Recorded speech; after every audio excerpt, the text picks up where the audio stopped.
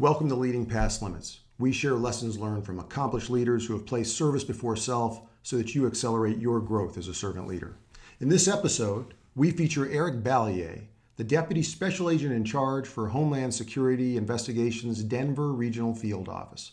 He has more than 22 years of federal law enforcement experience, having started his career with the U.S. Border Patrol in 1999. His assignments of notable distinction and national impact include service as the Law Enforcement Advisor to the Secretary of Homeland Security and is chief of both the Homeland Security Undercover and Contraband Smuggling Units. However, one of his most significant achievements stems from his leadership of the Nogales, Arizona Field Office.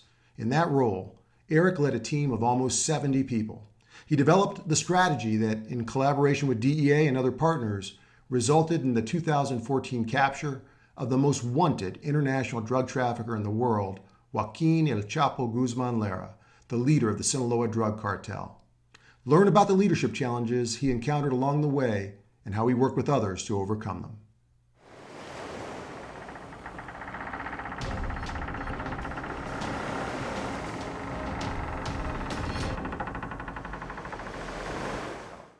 Eric, welcome to the show. Thank you very much, Kumar.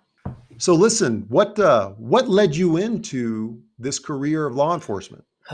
So being honest, I was not much of a student growing up, and I grew up in upstate New York, a suburb of Syracuse, and actually my neighbor across the street was a deputy sheriff, and I was like a junior in high school, and he invited me for a ride along, and I rode with him on the mid shift, and he had midnight shift, and he was a canine handler, and after that I was hooked. So went to college, graduated, and my senior year of college, I interned with the New York State Police, which was a year-long program, and it just kind of solidified my interest and kind of calling, if you will, to be in law enforcement. So coming out of school at 22, needing a job, student loans kind of piling up, I started applying for different positions, and one thing that caught my eye was the U.S. Border Patrol.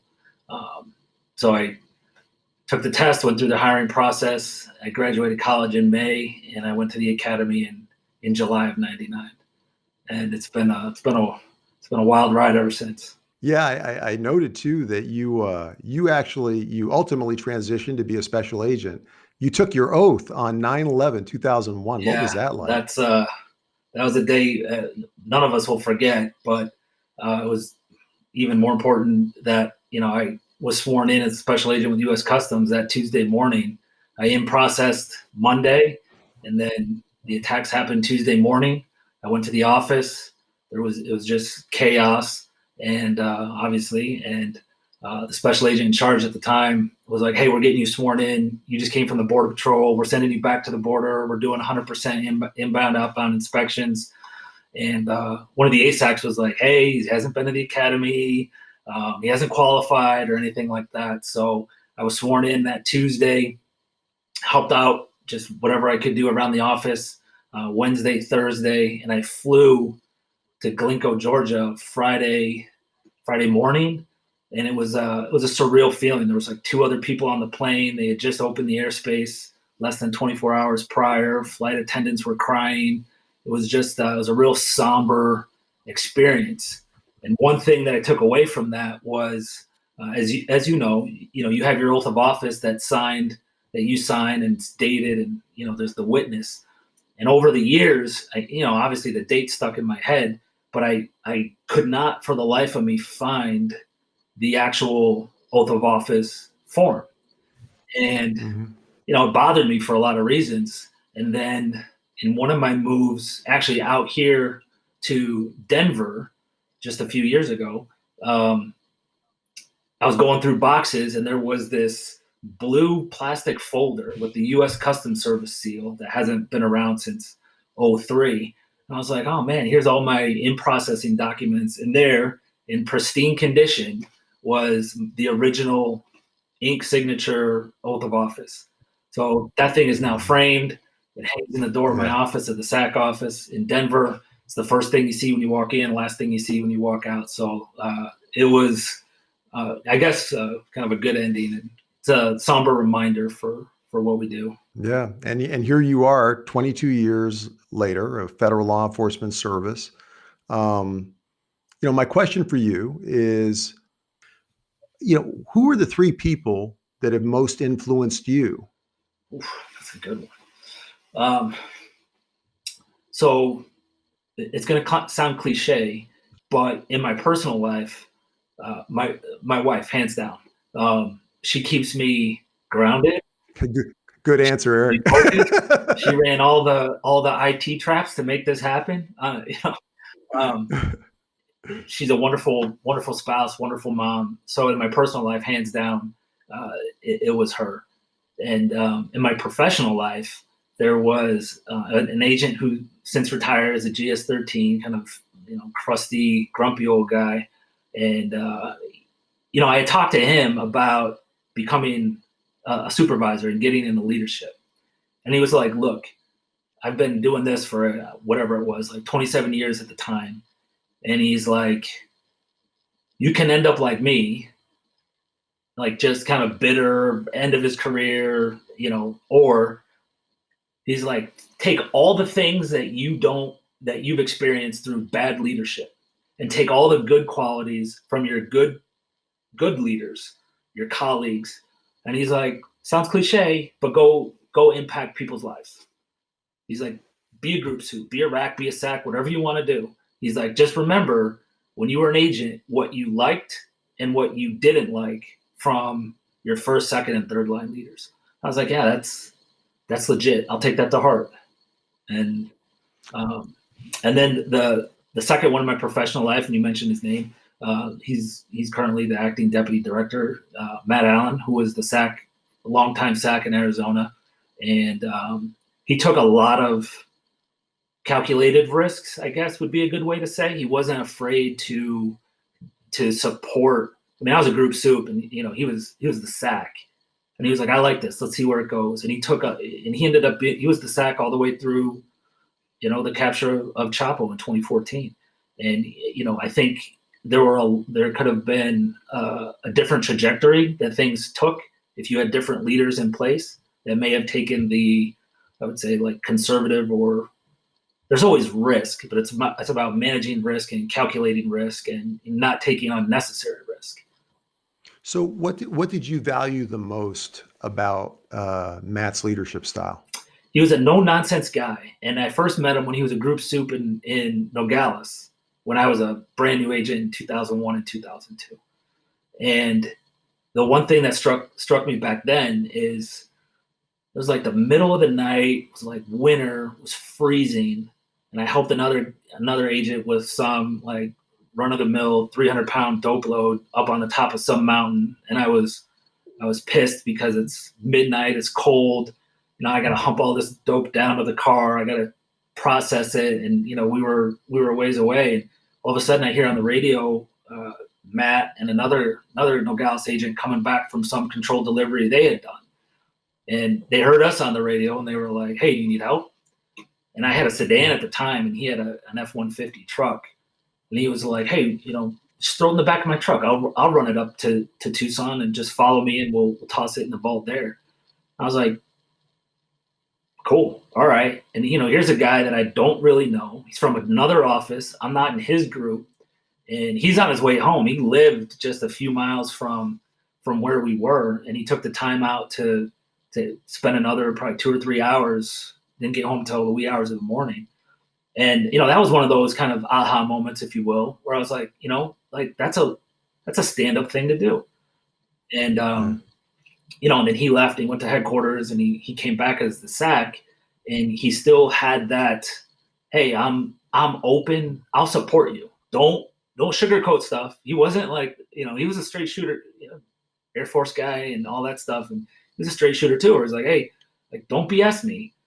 And if you have something legit, I'll support it. And, he did that on essentially the 3 biggest cases I've ever worked on. I respect that a lot. And I kind of wanted to emulate that in my leadership style as well. Yeah, I mean, it's probably also comforting to know, right, that you've got a guy who's willing to share in the sacrifice, to put in the work, the long hours, and he's a regular guy, no nonsense guy, but now he's running the agency as the, in a deputy director role. And obviously, and, I know Matt as well, brings those virtues to that position and those responsibilities. So Eric, how do you ensure your well-being, physical, mental, spiritual? I mean, because the job is tough.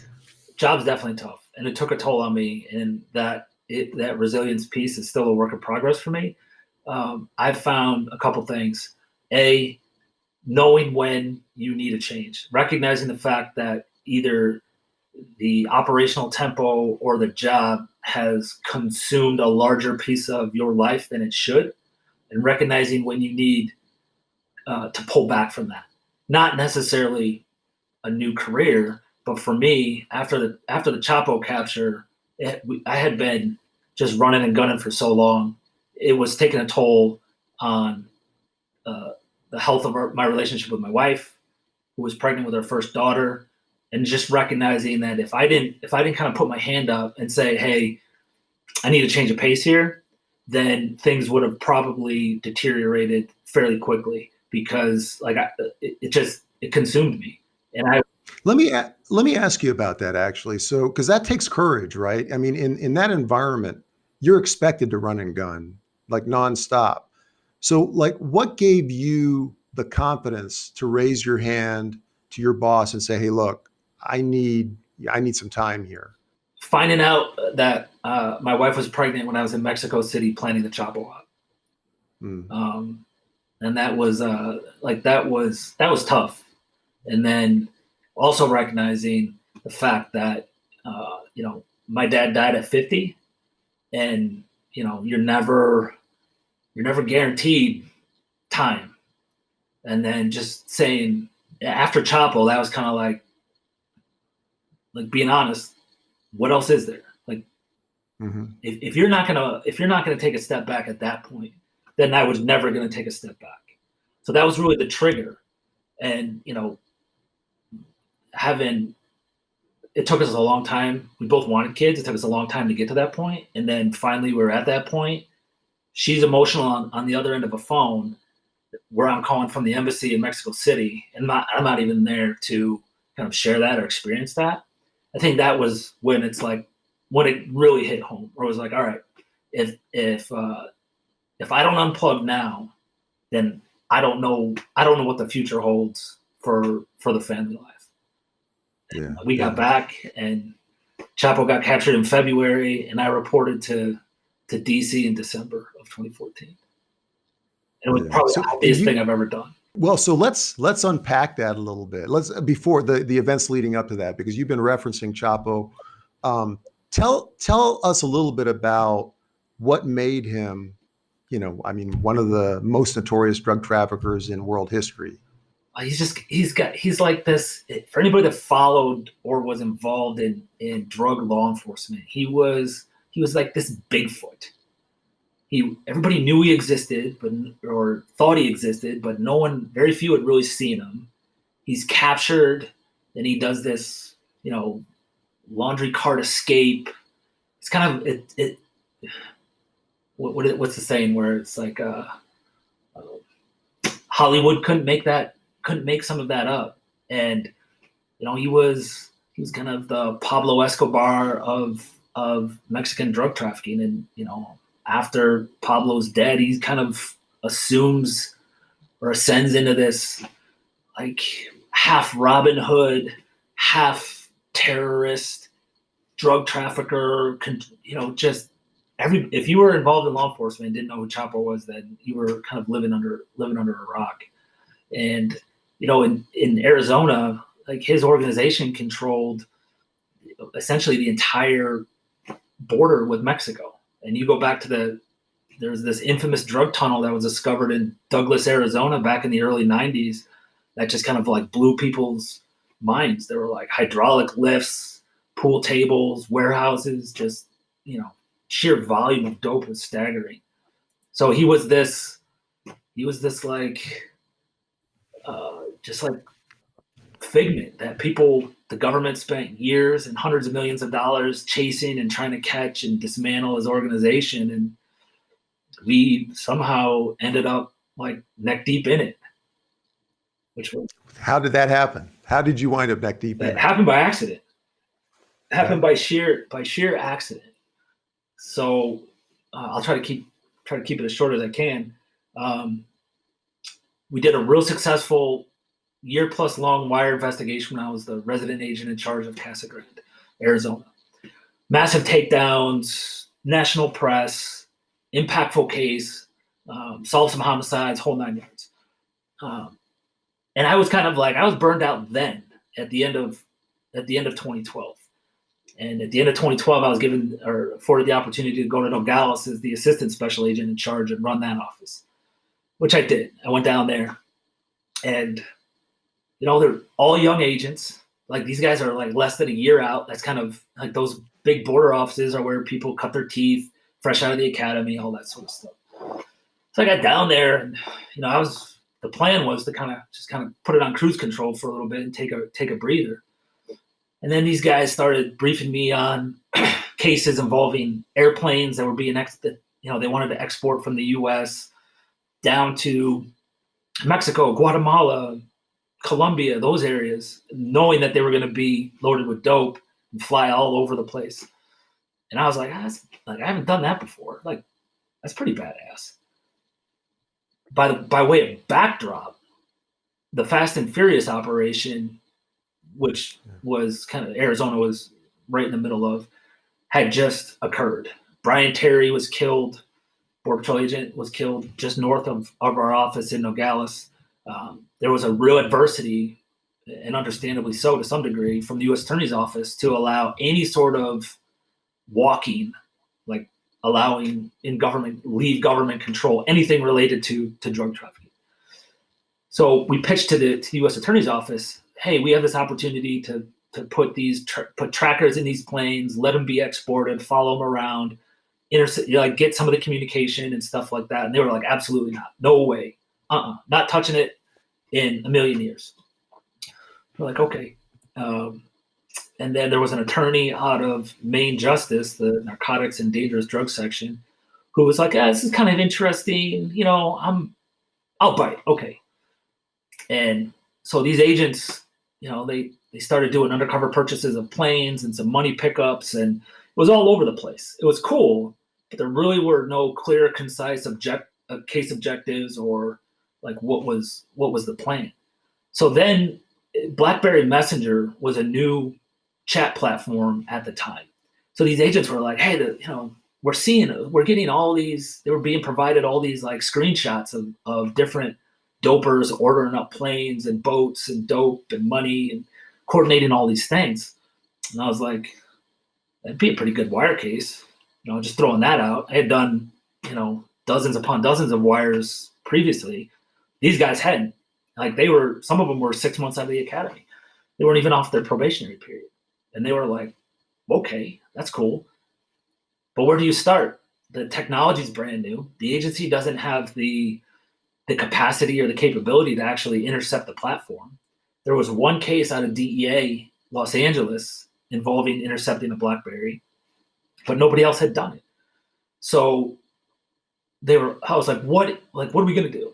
And they convinced me, like, hey, let's go up on let's write wires for a couple targets that we knew were heavily involved in drug trafficking. Let me ask you, what drove that strategy? Like, there's this new thing happening, this new technology. No one's ever really done it. As you're analyzing how to deal with this change environment, what are you calculating and why those two targets? I mean, is there an objective you're working towards? So what I told them was like, look, we had done 15, 20 money pickups and different plane purchases. And it was kind of like the old guard, right? Where, it was all about stats. Well, we can pick up money all day long. We can buy planes all day long. Like, what is that going to do? And just for the audience, like a money pickup, if you just briefly explain what that is. So a money pickup is where bad guys in country A have proceeds from a crime somewhere in the States. And they need to get that money either back to them personally in the form of bulk cash, or somehow laundered in a way that they can either get money via bank-to-bank transfers, or kind of laundered. A lot of the techniques back then were heavy equipment. So they would buy bulldozers and these heavy construction equipment, and Caterpillar excavators and planes and tractor trailers and all these things, using legitimate companies in the States. They would buy them, legally export them, and then go back to the illegal business once they were out of the country. It was a clean way to get essentially their drug proceeds cleaned, and then get something of value back. Right. So in this Thanks case, for that. We were buying planes. Right. But you said that the strategy is not taking you all the way where you want to go. So yeah, it was just like, all right, we're picking up, this bad guy A in Newark has $500,000, and we're going to buy a plane in Atlanta for $500,000. Like, where does that get us? I mean, it's fun, and you have to start everything somewhere. But I was like, guys, the meat and potatoes on this is seeing who they're talking to and how they're coordinating all this. So at the time, we only had two BlackBerry PINs, the personal identification numbers. So I was like, let's try to convince a U.S. attorney and see if there's PC to intercept these two devices, and then let's reassess and evaluate. So several months later, because that is a laborious process, especially when you have to figure out legal language for a platform that's a year old, that the U.S. government has never or very rarely intercepted. So that was hurdle one. We get through that. Okay, so now we're like, all right, we have our affidavit. It's being reviewed by the main justice, and they come back and are like, good job, green light, you can do it. And we're like, okay, how do we do it? How do we physically do it? We don't have the technology, that's a whole separate discussion. So through some contacts at DEA was like, hey, we have some first generation interception software, but you have to physically have the desktop computers in your office to do it. So I had a real good working relationship with DEA, and they were like, yeah, well, we can float you two. We'll loan you two. So we're like, okay, great. And then what we realized is that from the time the bad guy would send a message, it would get routed through the DEA server in Virginia. The DEA would send it back over to our tech ops in Lorton, Virginia, who would then route it to, I think it was DEA Los Angeles, who would send us essentially a mirrored image of the communication to our wire. From the time that bad guy hit the enter button to the time we would actually see his communication on a good day would be 14 to 16 hours. It was typically somewhere between like 18 and 24. So we learned you can't do anything with that. Nothing. We were dead in the water. And I told them that. I was like, guys, like, yeah, like the next day you're getting awesome, criminal conversations, but they happened yesterday. Like, now you have to try to track down a killing, a drug load, something of that nature that happened at least 24 hours. And you're getting the next day's intercepts about what happened today. So it was a process that was completely unmanageable for any sort of long-term investigation or any sort of well thought out strategy into what we were trying to figure out on what to do. So how did you innovate? How did you've outlined all of the different challenges, the legal challenges, the technological challenges. What was your process? How did you approach this as a leader in terms of overcoming these hurdles? Another great question. So we had done I had done a lot of wires previously. So I had a good working relationship with our technical operations center in Lorton, Virginia. So I called up a couple of those guys and I was like, hey, this is what we have. We're looking at BlackBerry Messenger. Right now we're using first generation DEA interception software and it's getting us nowhere. So they were like, this is an emerging technology. The agency as a whole needs to be evaluating this. You're essentially the first case that has presented itself from HSI. We're going to send a team of engineers and they had from the contractor that that generated the software. There's a national contract for Title III intercepts. So software engineers from that company came out to Arizona and were like, what is your requirement? What do you need? And what is your criteria? And we will try to build and integrate that into the existing framework of the traditional interception platform that the agency had. And I was like, awesome. How long is that going to take? And they're like, probably 6 months. I was like, well, a lot can happen in 6 months. So to their credit, they stayed out there for weeks. They were creating patches and doing all this IT stuff. And I would say within about 3 to 4 weeks, they were like, listen, we've built something that will serve your case. It does not have the bandwidth or the capacity to do anything besides that. But this will give you very close to real-time interception capabilities for the number of lines that you think you would go up on. But at this point, though, they don't know that it's going to be connected to Chapo, No, right? Nobody did. Yeah. So that's interesting. I mean, to see that kind of commitment of resources for something that you're not quite sure who your high-value target is.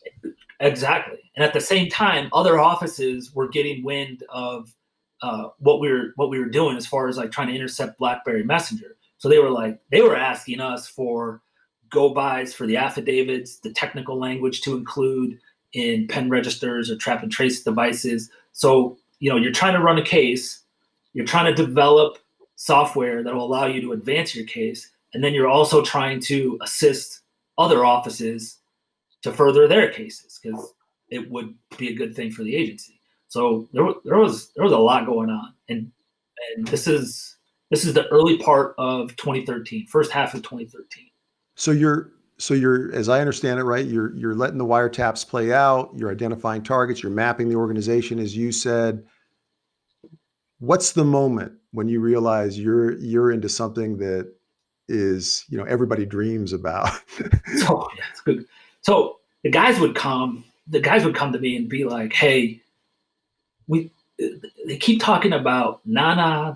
There's deference and respect shown for this one moniker. They all used like monikers. There was no nick. It was like Bell 123 or Mako 46 or something along those lines. We think he's pretty important, but we don't know. We thought maybe it was a plaza boss, which is a guy that controls a certain corridor smuggling route on behalf of the leadership of the cartel. So it wasn't until the fall of 2013 when there's an agent who is now at Special Operations Division in Chantilly running point for the agency on all this, where he was like, I think it's Chapo. And I was like, okay, yeah, I've seen this movie. I've heard all this before. Okay. And he was like, well, they make references, and this guy's a genius. He ended up testifying at the trial as the government's subject matter expert for wire intercepts. He was an expert witness. The guy is a genius. And he was like, I think it's him, and here are the reasons why. And, I heard him out, and I was like, oh, there might be some merit. We need, if I'm gonna put that out there, we need to be fairly certain. We don't need to be sure, but we need to be fairly certain. We need to back it with some sort of articulation. I was all about doing things for the right reason, and I wasn't sure. I wasn't convinced. So I'm not going to go to leadership above me if I'm not convinced. And then there was a conversation that was intercepted where the context of the Spanish that you were seeing changed from, you get used to the way one of these guys would communicate, the vernacular, the vocabulary, the tone, all that sort of stuff. And then all of a sudden, one day, in the middle of the day, it's like someone else grabbed the phone and it became real choppy, phonetic, and it was clearly a man and his ex-wife having a fight over money. Okay. And the ex-wife is like, you owe me money for January or December and January, and you left me, and this is why you're alone, and Edgar died for nothing, and all this just like ex-wife berating her ex-husband. And then the husband was like, I'm sorry, I'll send you money. I'll send Raton, a nickname, to come pick you up, and and give my love to whatever there was a little girl's name. And like, I had been around long enough where I was like, he's talking about Edgar, Chapo's kid, who was killed in Culiacan. It happened that time of the year. They had a mausoleum, that big kind of elaborate mausoleum that they needed to pay for. And then Raton was well known to be one of Chapo's sons. And then the daughter who he referenced was one of Raton's daughters. So this is the call. This is the intercept. You know it now. This puts it over the top. Where I was like, it's him. So how does this change your approach moving forward? I mean, in terms of resourcing, partnership, interagency, competition, all these things are probably now going to come into play. Big time.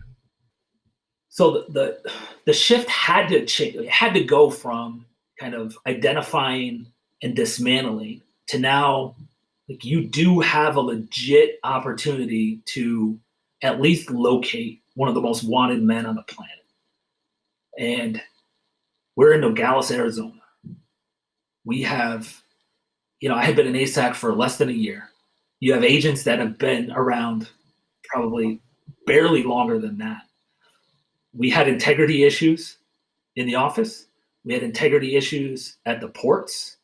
So, like, I became growingly concerned that this would leak out. So we moved the entire operation to Tucson. And we took over a Tucson conference room, which didn't sit all that well with a whole lot of agents in Tucson. We put siphon locks on the doors. It was a straight, if you don't have a need to know, you're not going in that wire room. Let me ask you about that, Eric. So, trust, they talk about when you're building trust in the workplace, there's 4 components: sincerity, reliability, competence, and care, meaning that, they have a larger interest in mind than just their own selfish interest. Would you say that the folks that you're recruiting for this particular thing, they've pegged out on those 4 components for you based on your previous experience? Hands down. And I booted other people off that I didn't, and it wasn't playing favorites. It was, this just became a whole lot more serious than a run-of-the-mill drug case. And I want people that are going to be involved in it for the right reasons, not to puff their chest that, brag around the office cooler or whatnot. Like, if you're going to come work on this, we're going to work on it, but we're going to be all in all the time. And it's going to be need to know. And that's that. And I got to imagine you've got outside organizations, whether it's in the IC, DEA, FBI, that are waiting to see what you do, because you're asserting leadership. HSI at this point still a fairly new organization. So tell me a little bit about that. That's got to be tremendous pressure. You got to get it right. It was. So we had, the government has major cases against the Sinaloa cartel, us, DEA, FBI, whole host of others. So we ended up in several coordination meetings, relatively small groups in LA. I think we were in Chicago and Vancouver, Canada. And the objective there was to essentially say, all right, you guys are all working different facets of Sinaloa. What do you have? What is your goal? Because the government would like to put together an operation to deal a pretty significant blow to the Sinaloa cartel as an organization. But we need to know all cards face up. And, you've got these powerhouse districts, judicial districts, Eastern District of New York, Southern District of New York, Northern District of Colorado, Southern District of California. And then, we come strolling in as HSI Nogales. And they're kind of like, who are you with? Like, what? Like, how? Like, who let you in? How'd you get here? And then, I kind of opened it up, but then you let the guys, the people that knew the subjects, do the talking. And I tell you, you listen to any one of those agents for 10 minutes, and you're like, those guys know what they're doing. That's a really important point you made, because I think too often leaders, they, and maybe for the wrong motivations, they try to do the brief themselves. And I mean, I don't know if it's a lack of trust in the direct report or what it is, but giving people the opportunity that are passionately owning an issue, giving them the opportunity to kind of present and demonstrate just that competence from beginning to end is so powerful. Whether they are elegant communicators or not, just knowing their case is so powerful. I mean, it's something I think a lot of leaders should kind of think about when they're in these similar kinds of situations. I tell you what, I've done my fair share of high level briefs and whatnot, but there's something to be said about trusting your people. And I don't know if, to your point, I don't know if it's a perception thing. Like you don't want, people are hesitant to not look like they're in charge or in command. But I've always been a firm believer, if I put someone up there that knows that stuff inside and out, like it's a reflection. It will reflect on you. Right. And, Right. we had 3 guys in Vancouver, Canada, and it's this massive conference table, and there's every high-powered criminal chief in every high-powered district, and then these 3 guys from Arizona are like, "Here's what we're doing," and they just rattled it off.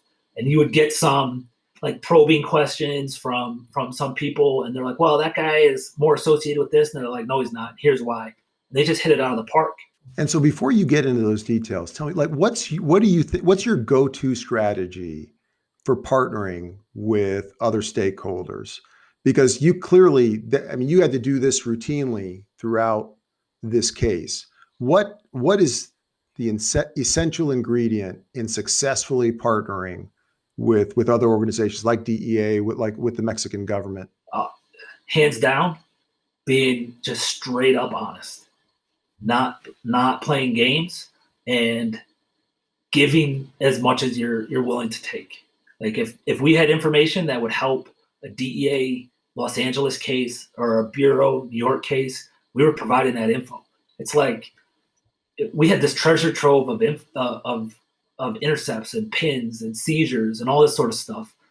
And it was just like, hey man, we're not out to play dirty. We're not gonna do anything shady, and we expect that in return. And there was this very professional group between DEA, us, the Bureau, some U.S. attorneys, and some of the components in the intel community that were like, all right, yeah, okay, let's do this.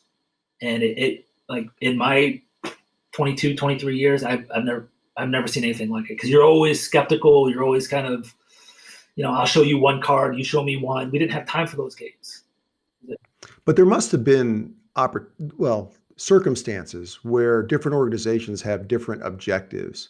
I mean, like what classically comes to mind to me is the difference from a law enforcement objective versus an IC, an intelligence community objective. I mean, how did you resolve conflicts in terms of differing goals and so on? The shift now is like a straight up manhunt.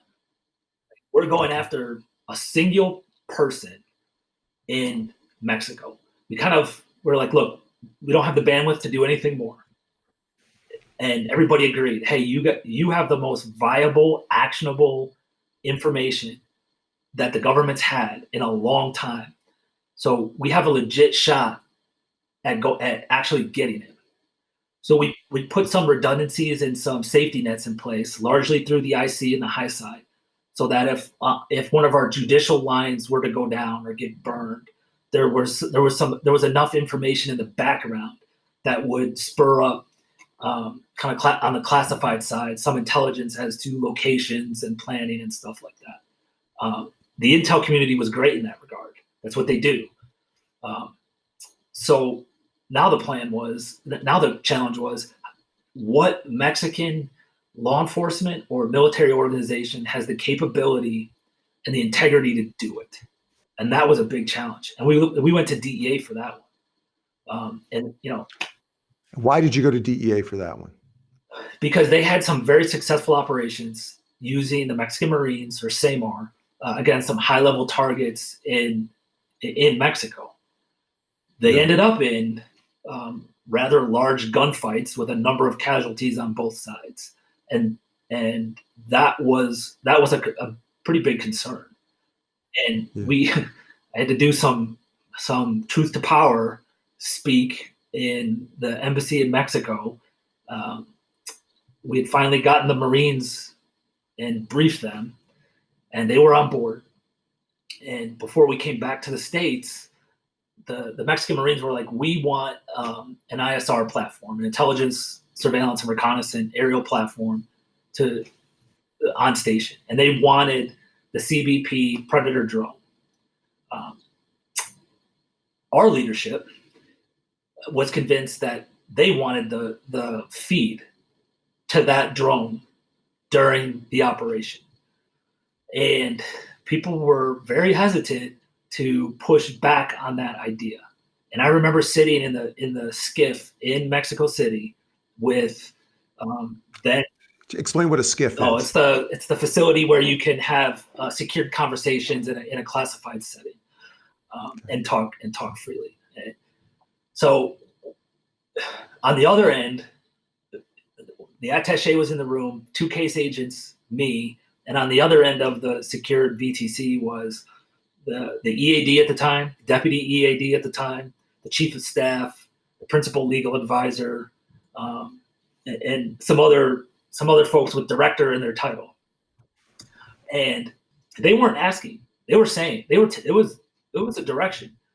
We want the Predator feed. And I kind of I'm in Mexico, and I looked at the attaché and I was like, kind of try to give him the nudge, like, you gonna jump on this one? And he kind of paused. So then I just laid it out. I was like, gentlemen, I'm just gonna explain to you why I think that's a bad idea. And it was in large because we're operating in a different country that does not have the U.S. Constitution, does not have the Fourth Amendment, operates in a completely different environment. There will be bodies. People will die during this operation. The question is, how many and in what circumstance?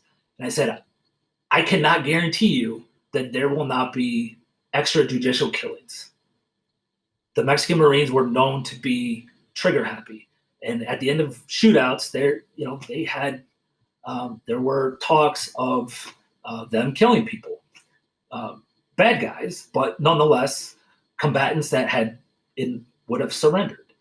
And I said, I do not think that senior leadership would want to be a witness or even potentially a witness to anything that would go against the U.S. Constitution or the values in which domestic law enforcement operates. What were you feeling as you presented I was that like, to him? I'm in Nogales. What's the worst that could happen? I'm the worst place that they could send me. Like, and I just, if they made the decision, they made the decision. And you could tell I went on mute, and I was sweating bullets.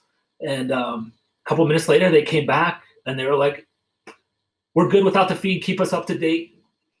Godspeed. Let us know how things develop. And I was kind of, I was kind of sweating there for a few minutes.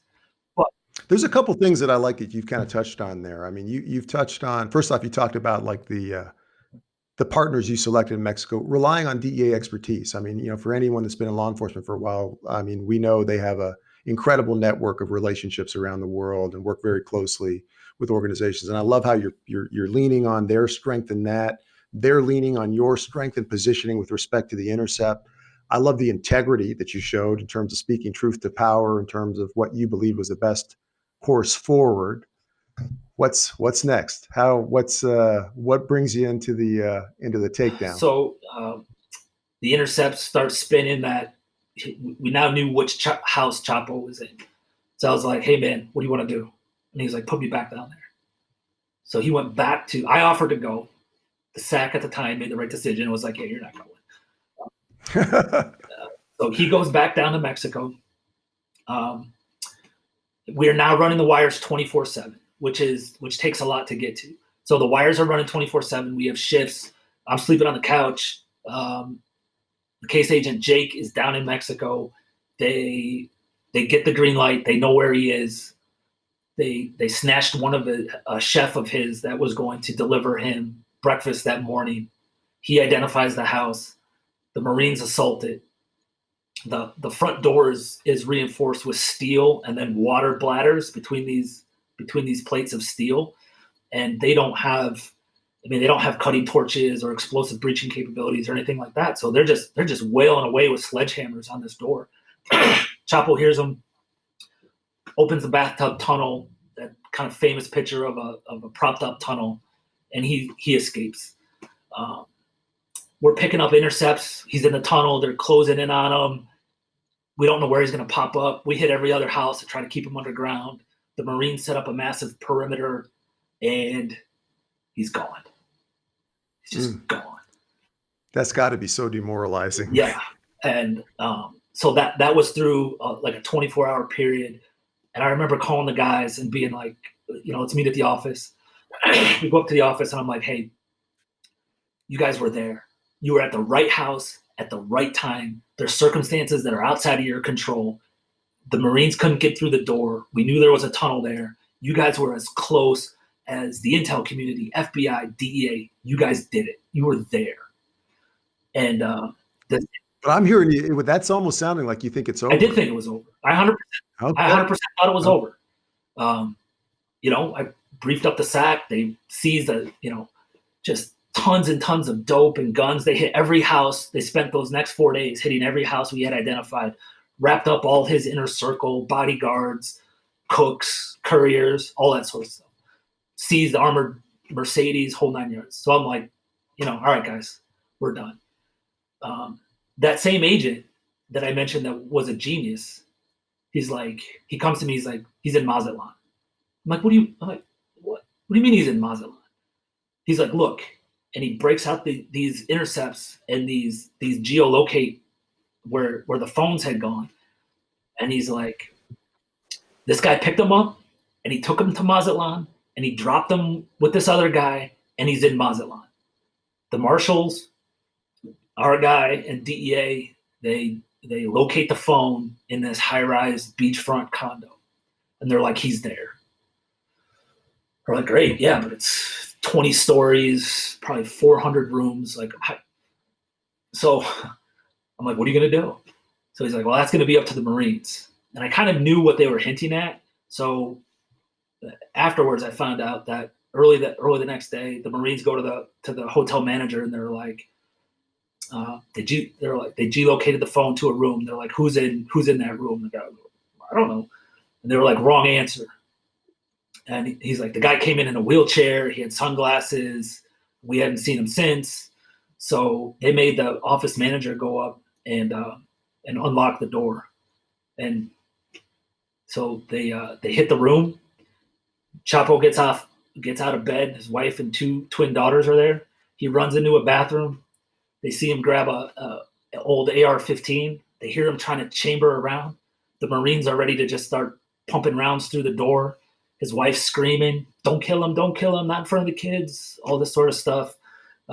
They give him one chance to come out. He puts his hands out through the door.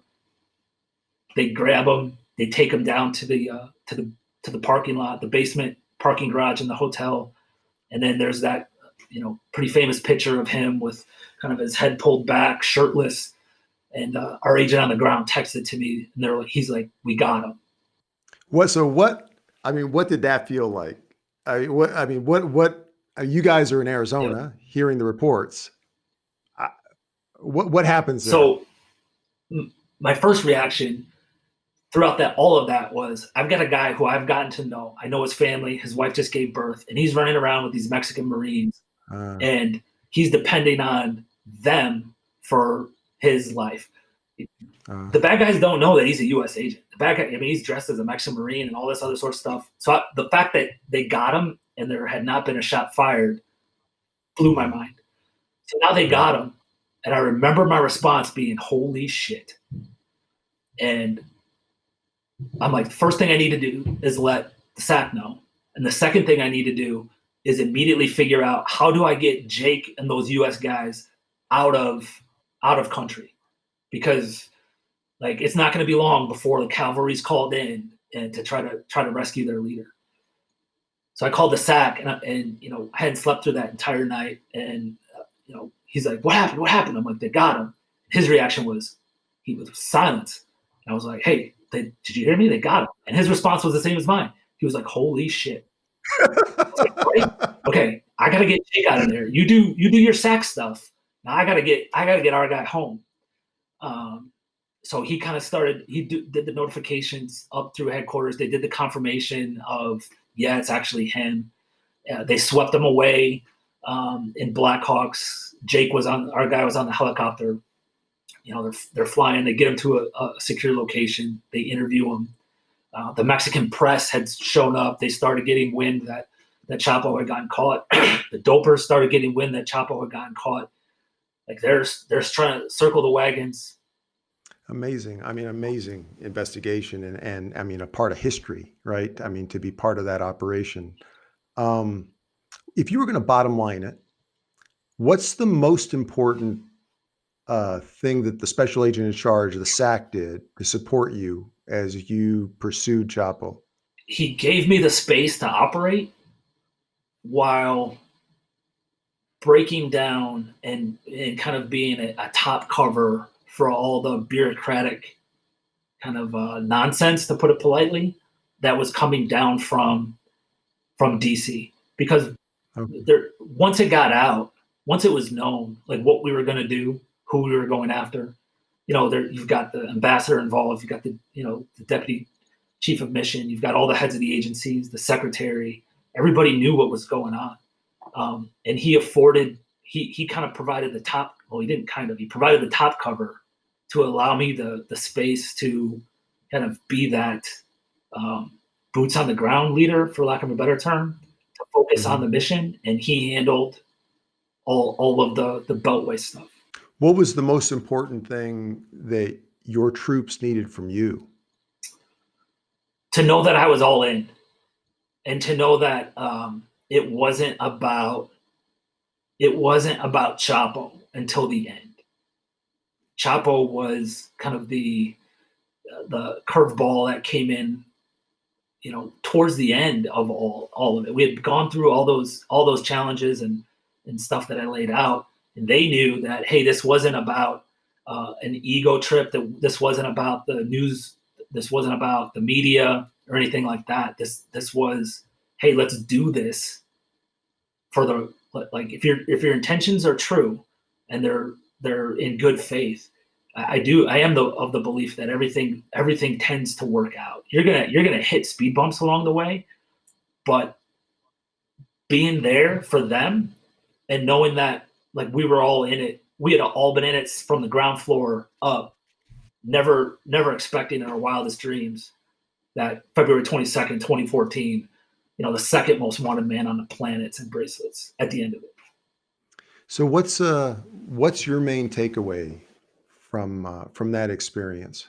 I mean, I had a lot of them. I think the biggest one is that, like, there's nothing extraordinarily special about me, and I've told this to the guys, and they would say the same thing. There was nothing extraordinarily special about them.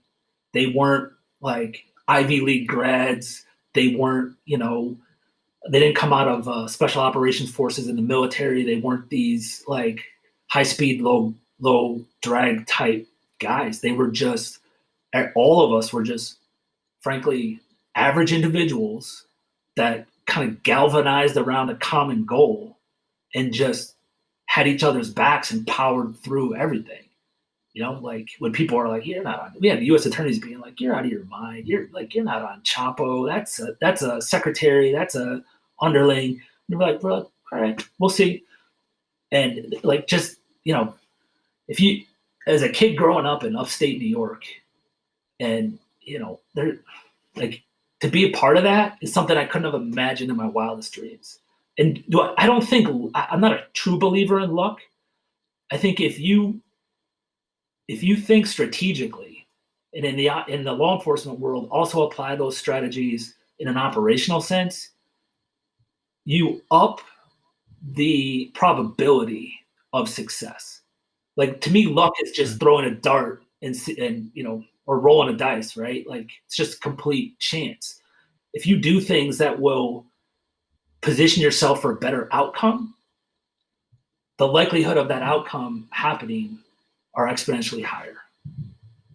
And you spoke about how you had each other's backs through that, and no such thing as luck. It's kind of you're prepared. And so listen, Eric, I mean, what an amazing career. I mean, this is one chapter of it, but you've served in a number of different roles, and I would say again, I mean, service before self. You've certainly done that and demonstrated that across your career. For other people that are interested in, a noble kind of career of selfless service like the one you've pursued, particularly within Homeland Security investigations, what advice would you give them as they're looking to pursue, walk down the road you've walked? Uh, so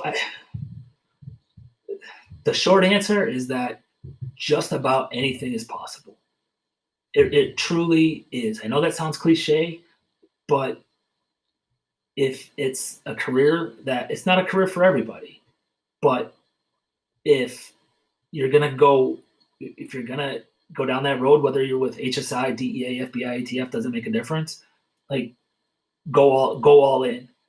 Work on those integrated work and life balances, but it is a noble career, and it's always disheartening when you kind of see um, law enforcement, the community of law enforcement, whether you're state, local, federal, doesn't matter.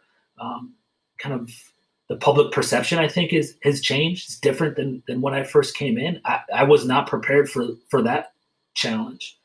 And I think educating people with the fact that, hey, like I've risked my life, I've been injured, I've lost friends, like people I've worked with have died, have been killed violently, and it's a noble profession.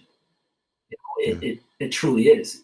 Do I think I'm not naive enough to think that we catch Chapo and he's extradited and convicted and is coincidentally doing life in prison here in Colorado, that like drugs have stopped being smuggled through his organization.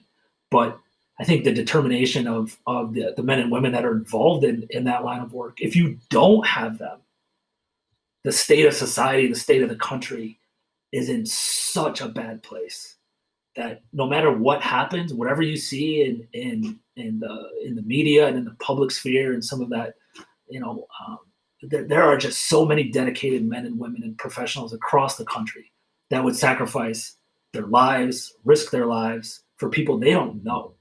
And I think whenever I leave service, like there's you're gonna stay in contact with the people that were truly there for you both professionally and personally. So for anybody out there that's kind of thinking of law enforcement, 20 plus years, I've never viewed it as a job. I've never had to go to work, and that's what I wanted in life. I'd be miserable if I was doing anything else, and there's not a whole lot I would be particularly good at. But let's see.